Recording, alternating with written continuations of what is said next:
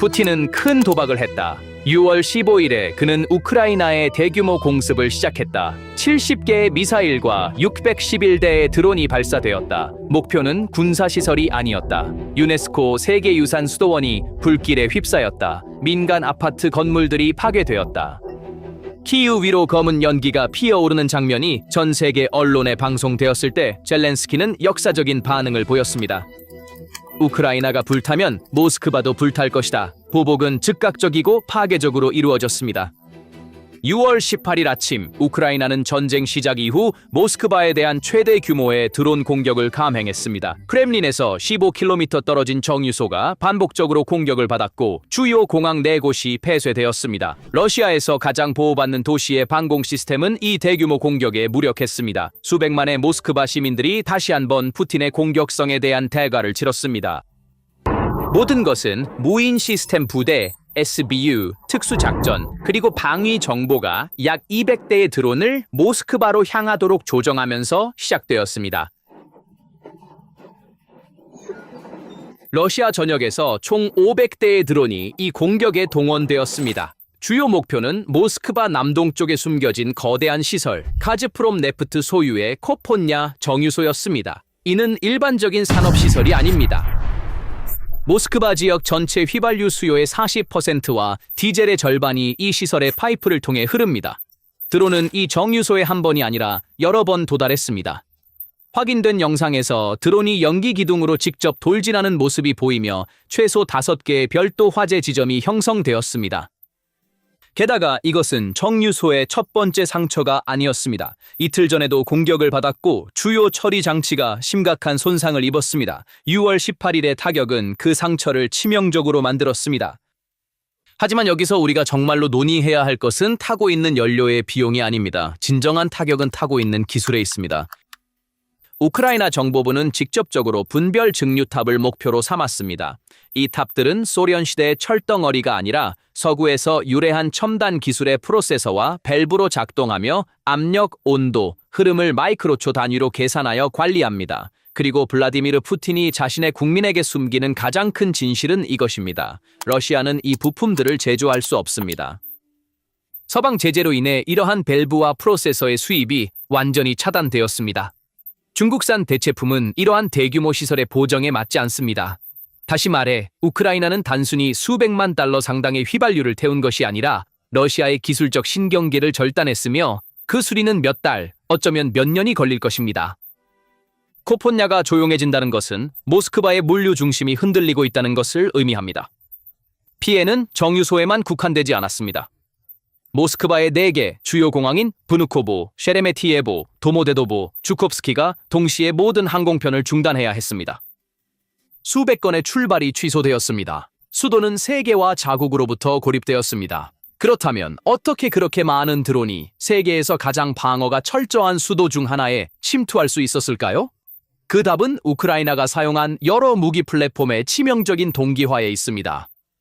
우크라이나는 이 작전에서 여러 무기 플랫폼을 동시에 사용했습니다. FP-1 드론은 로켓 보조 발사를 통해 500km를 초과하는 범위에 도달하며 저고도 비행으로 레이더를 도전합니다. 제트 추진파는 높은 속도를 제공합니다. LUT 가미카제 드론은 군집 전술로 목표를 향해 나아갑니다. 그러나 진정한 재앙은 러시아 방공 시스템의 당황한 대응이었습니다. 목표를 놓친 미사일과 공중에서 부서진 드론의 대량 파편이 모스크바의 민간 지역에 떨어졌습니다. 아파트가 손상되고 쇼핑센터의 지붕이 붕괴되었으며 일반 러시아 시민들은 대피해야 했습니다. 수백만 명의 모스크바 시민들이 공포에 빠져 있는 동안 남쪽 수천 킬로미터 떨어진 곳에서는 또 다른 재앙이 펼쳐지고 있었습니다. 이는 전선과 직접적으로 관련된 일이었고 수도에서의 정치적, 경제적 인식을 파괴하면서 지상에서 싸우는 군대의 동맥을 차단하는 계획이 완벽하게 작동하고 있었기 때문입니다. 같은 밤 로스토프주의 구코보 연료 저장소도 공격을 받았습니다. 이것은 러시아 군대가 우크라이나 전선에 연료와 보급품을 제공하는 물류 체인의 가장 중요한 노드 중 하나입니다. 탱크는 연료 없이는 전진할 수 없습니다. 물류 트럭은 디젤 없이는 전선의 탄약을 운반할 수 없습니다. 구코보를 공격하는 것은 러시아 군인이 다음 공격에 필요한 에너지를 그 근원에서 파괴하는 것을 의미합니다. 우크라이나는 단지 정치적 메시지를 보내는 것이 아닙니다. 단계적으로 러시아 전쟁 기계의 이동 능력을 약화시키고 있습니다. 그리고 이 붕괴는 코폰야가 격추되기 몇 주 전부터 이미 대규모 연료 위기의 형태로 러시아 전역에 영향을 미치기 시작했습니다. 러시아는 연료 위기로 흔들리고 있습니다. 모스크바에서 상트페테르부르크까지, 벨고로드에서 캄차카까지 14개 지역이 휘발유와 물류 마비를 겪고 있습니다. 푸틴은 이를 막으려 했습니다. 그는 휘발유 수출을 금지하고 항공유 수출을 중단했으며 벨라루스에서의 수입을 늘렸지만 그 어느 것도 충분하지 않았습니다. 줄은 1km나 됩니다. 시작도 끝도 보이지 않아요. 이제 독립주유소들은 재고를 찾지 못해 문을 닫았습니다. 수백만 명의 러시아 운전자들이 주유소 앞에 줄을 서기 시작했습니다. 위기는 처음에 점령된 우크라이나 영토와 크림반도에서 나타났습니다. 5월 초부터 세바스토폴에서 연료 판매가 중단되었습니다. 반도에서는 쿠폰 시스템이 도입되었고 루한스크에서는 운전자당 20리터 할당량이 적용되기 시작했습니다. 하지만 그 시점에서 러시아 본토에서는 그것이 자신들에게 닥칠 것이라고 생각하지 않았습니다. 그것은 크림반도의 물류 문제로 여겨졌습니다. 5월 마지막 주에 이 인식은 무너졌습니다. 제한은 처음에 벨고로드와 쿠르스크로 확산되었고 그 다음에는 모스크바와 상트페테르부르크로 퍼졌으며 먼 지역의 문제가 갑자기 수도의 문제가 되었습니다. 들어봐. 상황이 완전히 엉망진창이야. 크림반도 어디에도 휘발유가 없어. 세바스토폴에서는 공식적으로 버스로 전환해야 한다고 발표했어. 그리고 이 물결은 2026년 6월 첫째 주에 모스크바 운전자들에게 낯선 장면으로 시작되었습니다. 5월 30일부터 모스크바 트로이츠크 지역의 ORTK 주유소에 표지판이 게시되었습니다. 휘발유 60리터, 디젤 100리터, 추후 공지가 있을 때까지. 이것은 전쟁 동안 모스크바가 처음으로 접한 조치였습니다. 회사 대변인은 에메두사의 우리만의 문제가 아니라 업계 전반의 문제입니다 라고 말했지만 이유는 밝히지 않았습니다. 그 후 제너럴 퓨얼러 체인은 모스크바, 트베르, 야로슬라브에 있는 숨팁 3개 주유소에서 운전자당 20리터 제한을 부과했습니다. 모스크바 타임즈에 따르면 루코일은 휘발유를 100리터로 제한하기 시작했으며 가즈프롬은 휘발유와 디젤 모두에 대해 100에서 150리터 범위로 제한을 시작했습니다. 노바야 가제타 유럽은 모든 회사의 결정을 확인했습니다. ORTK는 현재 시장 상황을 언급했습니다. 가즈프롬과 루코일은 네트워크 전반에 걸쳐 있다고 밝혔습니다. 제너럴 퓨얼러의 20리터 제한은 특히 주목할 만한데 이 수치는 쿠르스크와 벨고로드 국경 지역의 할당량과 같은 수준이기 때문입니다. 수도의 한 주유소에서 우크라이나 국경에서 500km 떨어진 지방과 동일한 제한이 적용된다는 것은 위기의 지리적 계층 구조가 붕괴되었음을 나타낼 수 있으며 가격도 상승하고 있습니다. 코메르산트에 따르면 모스크바의 도마의 연료 가격은 1월 이후로 20% 이상 상승했습니다. 소매 가격은 로스스타트 자료에 따르면 인플레이션을 초과했습니다. 대기업들이 자체 네트워크를 우선시하면서 독립주유소들은 도마의 시장에서 재고를 확보할 수 없게 되었습니다. 메두자의 5월 22일 보도에 따르면 작은 주유소 소유자들은 상황을 한 문장으로 요약했습니다. 연료가 없습니다. 전혀 없습니다. 이 상황은 모스크바 운전자들의 일상생활에 직접적인 영향을 미치고 있습니다.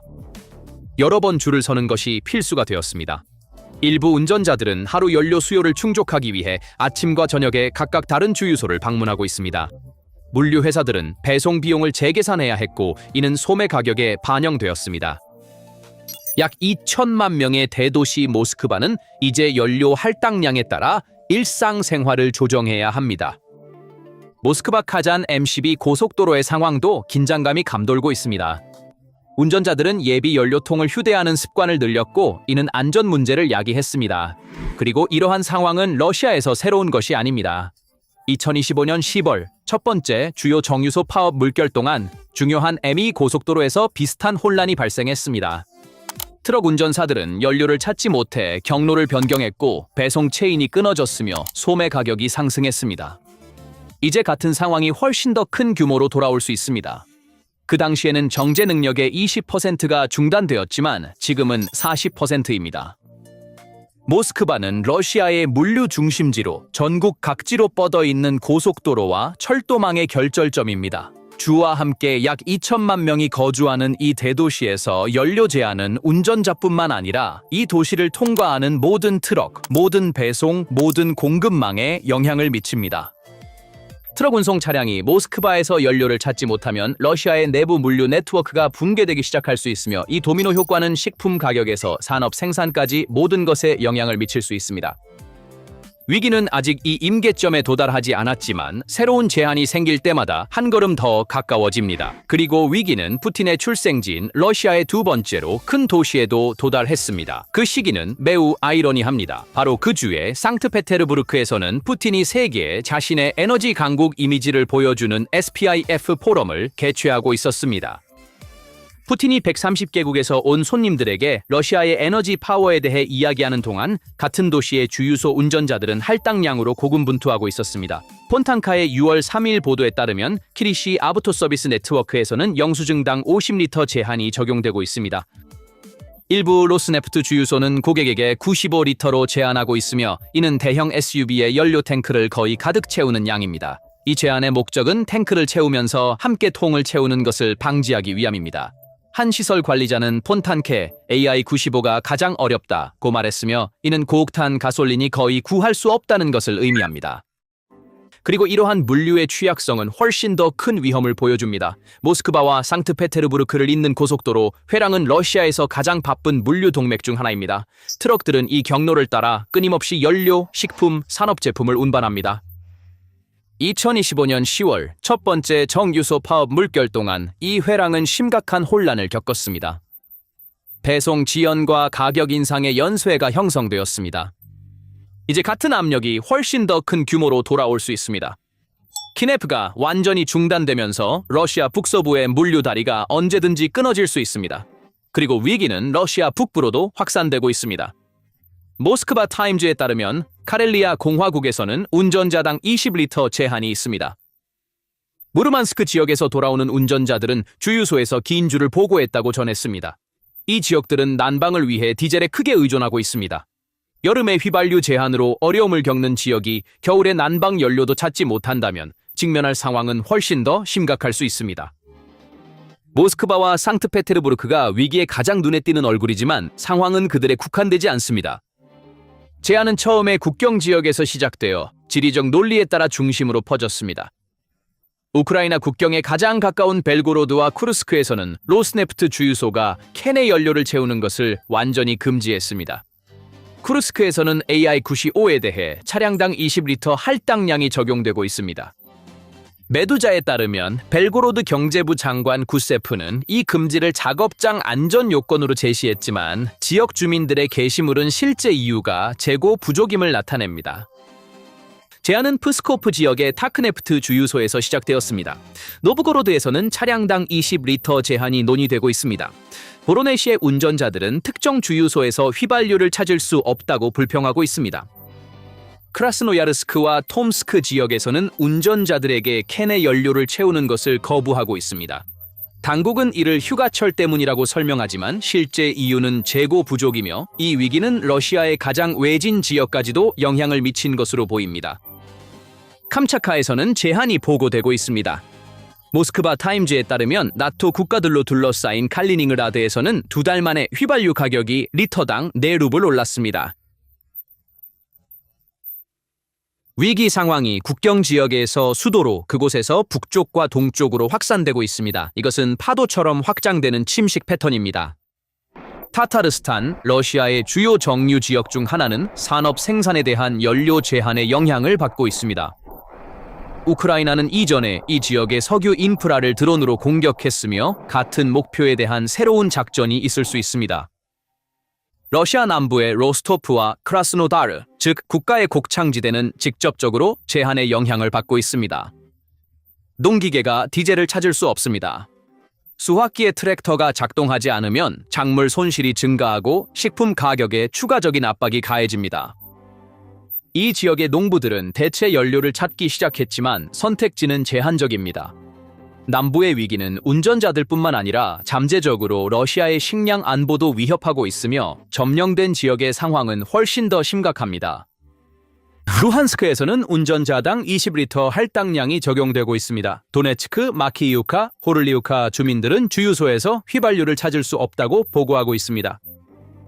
러시아가 해방자로 들어간 지역에서 연료를 배급하지 못하는 것은 그 자체로 선전의 붕괴이며 독립 주유소의 폐쇄는 러시아 연료 시장의 구조적 변화를 나타낼 수 있습니다. 특히 독립 운영자들은 소도시와 농촌 지역에서 기본적인 연료 접근을 제공했습니다. 이러한 주유소가 문을 닫으면 해당 지역의 연료 접근이 완전히 차단됩니다.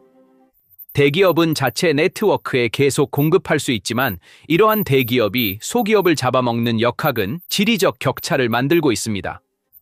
수도에서는 제한이 있긴 하지만 연료를 찾을 수 있는 반면 지방의 작은 마을에서는 주유소가 완전히 고갈되고 있습니다. 공황 구매도 이 상황을 부추기고 있습니다. 운전자들은 기회를 틈타 탱크를 가득 채우기 위해 통을 들고 다니며 사재기를 하고 있습니다. 이러한 행동은 제한적이지만 이용 가능한 공급을 완전히 고갈시키고 있습니다. 경찰은 암시장을 감시하고 있지만 신뢰 부족이 행동을 유발하고 있으며 각 공황의 물결이 다음을 부추기고 있습니다. 이 상황 뒤에는 매우 명확한 이유가 있습니다. 우크라이나의 정유 캠페인은 2026년에 완전히 다른 차원에 도달했습니다. 2026년 1월 이후로 38번의 정유소 파업이 있었고 그중 16번이 5월에 발생했습니다. 블룸버그의 계산에 따르면 2026년 5월은 전쟁 시작 이후 단일 월 파업 기록을 세웠습니다. 국내 10대 시설 중 8곳이 손상되었습니다. 5월 20일에 로이터는 업계 소식통을 바탕으로 중요한 평가를 내렸습니다. 중앙 러시아의 정유 공장은 대부분 중단되었습니다. 유로마이단 프레스에 따르면 러시아 정제 능력의 약 40%가 중단된 것으로 추정됩니다. 로이터의 계산에 따르면 총 휘발유 생산 능력의 30% 이상이 영향을 받았습니다. 정제량은 2009년 수준으로 떨어져 17년이 후퇴한 것으로 보입니다. 공격 목록은 전략의 지리적 범위를 보여줍니다. 상트페테르부르크 지역의 키네프는 생산을 완전히 중단했습니다. 야로슬라브의 슬라브네프트 야노쉬는 5월에 2번 공격을 받았습니다. 크라스노다르의 일스키는 4번째로 공격을 받았고 각 공격은 수리에 몇 주가 걸립니다. 우크라이나가 수리가 완료되기 전에 다음 공격을 보내면 정유소는 계속 가동 중단 상태로 남아 있습니다. 이에 대해 어떻게 생각하시나요? 댓글로 공유해주세요. 채널을 구독하고 알림을 켜서 PPR 글로벌의 최신 분석을 받아보세요. 저희를 선택해 주셔서 감사합니다.